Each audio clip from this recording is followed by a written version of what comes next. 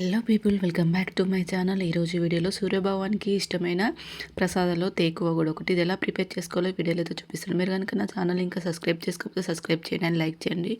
ఇంకా ప్రాసెస్లో ముందుగా అయితే హాఫ్ కప్పు బెల్లం తురుముకి హాఫ్ కప్పు వేడి నీళ్ళు అయితే వేసుకొని కరిగించుకోవాలి.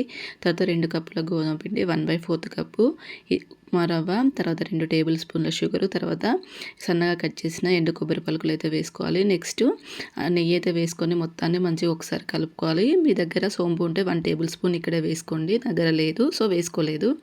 నెక్స్ట్ తర్వాత మనము కరిగించి పెట్టుకున్న బెల్లం వాటర్ అయితే కొద్దిగా పోసుకుంటూ మంచిగా కలుపుకోవాలన్నమాట. గట్టిగా ఉండాలి పిండి ముద్ద అనేది, బాగా లూజ్గా ఉండకూడదు. సో మంచిగా ఒకసారి కలుపుకొని ఒక ముద్దలాగా చేసుకొని పక్కన పెట్టుకోవాలి. తర్వాత మనం కొద్దిగా పిండి ముద్దను తీసుకొని దాన్ని బాల్లాగా రౌండ్గా చేసుకొని చేతిలో మధ్యలో వేసుకొని 3 వేళ్ళతో ప్రెస్ చేసుకోవాలి. ప్రెస్ చేసుకున్న తర్వాత సైడ్స్ కూడా ఈవెన్గా అనుకోవాలి. తర్వాత ఒక టూత్ పిక్ తీసుకొని దాన్ని అయితే మధ్యలోకి పెద్దగా ఘాటు పెట్టాలి. తర్వాత సైడ్స్ కూడా ఘాటు పెట్టాలి. లీఫ్ లాగా డ్రా చేయడమాట. ఇది ఈజీగానే వచ్చేస్తుంది.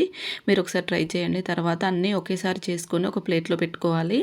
నెక్స్ట్ స్టవ్ పైన కడాయి పెట్టుకొని డీప్ ఫ్రై సరిపడా ఆయిల్ అనేది వేసుకోవాలి. ఆయిల్ అనేది బాగా హీట్ అయిన తర్వాత మనం తేకువ అనేది ఒక్కొక్కటి వేసుకోవాలి.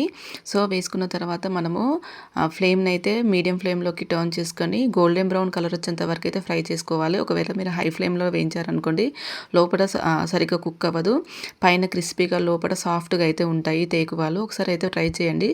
సూర్యభగవాన్కి ఎంతో ఇష్టమైన ప్రసాదాలు ఇది ఒకటి. సో మీరు కనుక ఖచ్చితంగా ట్రై చేస్తే కమెంట్ సెక్షన్లో కమెంట్ చేయండి. Thank you for watching.